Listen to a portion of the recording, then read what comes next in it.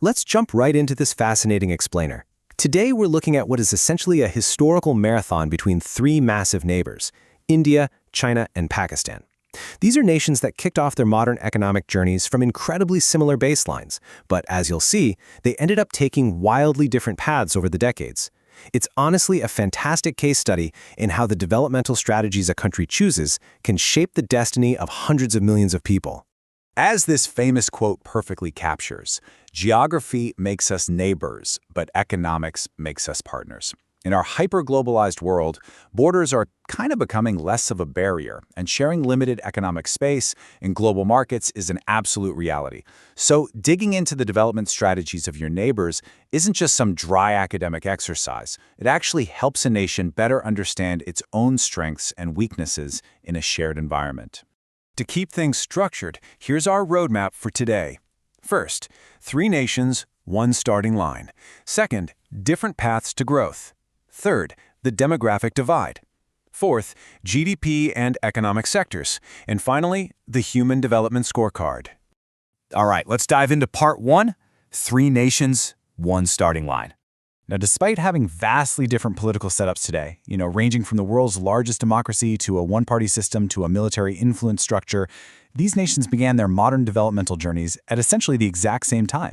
India and Pakistan gained independence in 1947, and the People's Republic of China was established in 1949. And look at their initial playbooks. They were virtually identical. All three relied heavily on centralized planning and rolled out massive 5-year plans. India launched its first in 1951, China in 53, and Pakistan in 56. In those early days, they all focused on building a huge public sector to jumpstart their economies. And honestly, up until the 1980s, their growth rates and per capita incomes were tracking pretty closely together. Which brings us to our second section, different paths to growth. This is where they really start to diverge from that shared starting line. Let's look at China first. Their early strategy was all about massive total mobilization. The Great Leap Forward in 1958 pushed people to literally set up industries in their backyards, and rural areas were bundled into communes for collective farming. But, as the source material points out, this campaign hit some truly severe setbacks. A devastating drought caused absolute havoc, tragically killing around 30 million people. And on top of that, Russia withdrew crucial professionals who had been aiding their industrialization. This whole turbulent phase, which also included the Cultural Revolution, lasted until a major strategic pivot finally happened in 1978. And that 1978 pivot was a real game changer. It introduced structural reforms in very deliberate phases.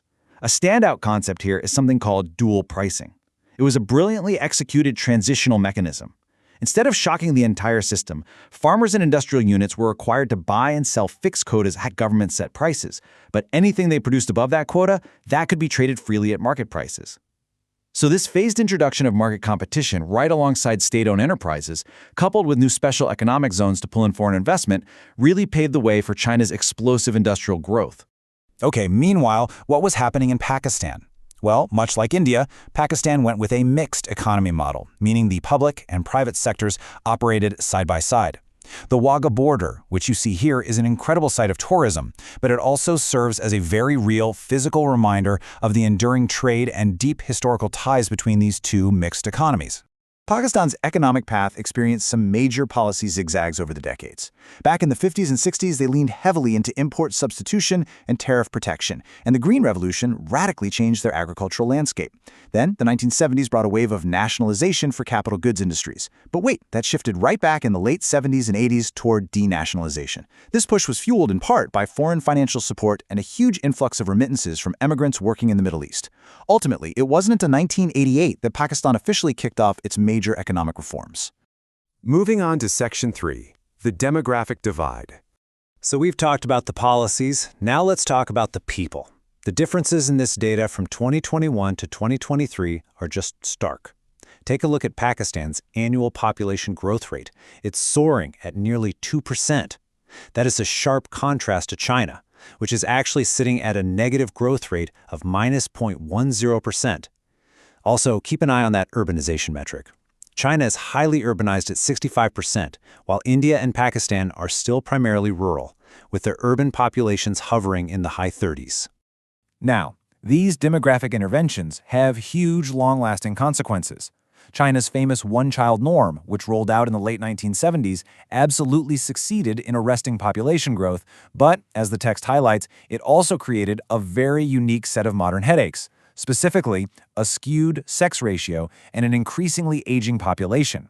That demographic reality is exactly why China recently had to pivot and start allowing couples to have 2 children. On the flip side, India and Pakistan are dealing with a totally different kind of pressure, figuring out how to provide enough jobs for their massive, rapidly growing younger populations. All right, let's look at Section 4, GDP and economic sectors. Let's transition over to economic output. $35 trillion. It's a staggering figure.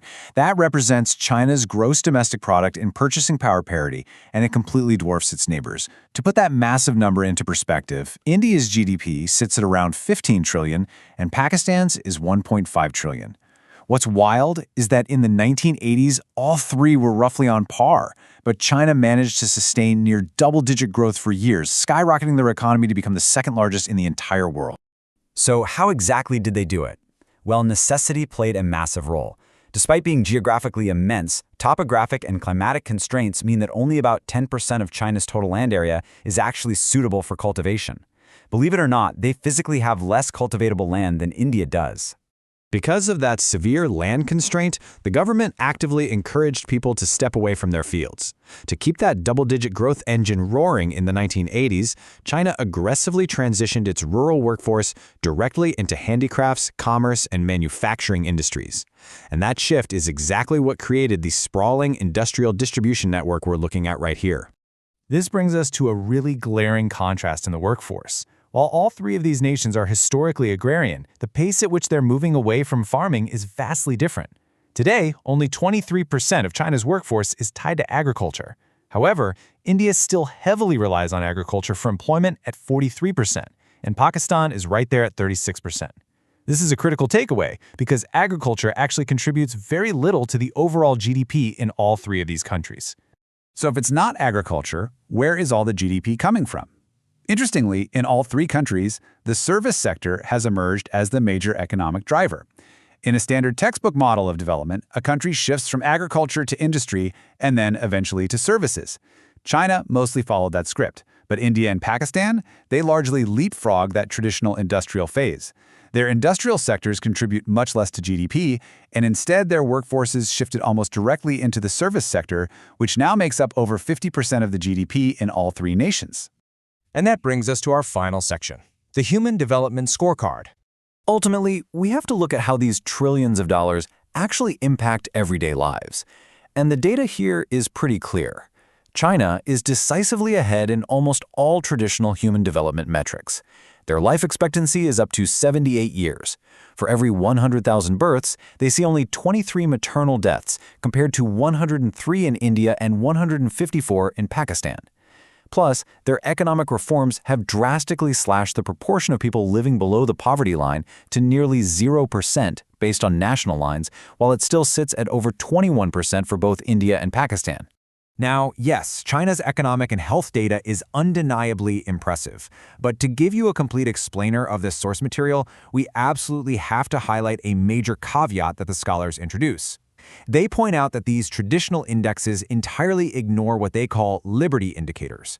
We're talking about things like the extent of democratic participation in social and political decision-making, constitutional protection of citizens' rights, and the independence of the judiciary and the rule of law. Which leaves us with this final, really provocative thought to ponder from the text. Can we truly call a nation's developmental journey a complete success if we only measure its wealth and its health, but we don't measure its freedom? It's a fascinating question about what true development actually means, and honestly, it's the perfect place to wrap up our analyses of these three incredible neighbors. Keep thinking, keep questioning, and we'll see you in the next explainer.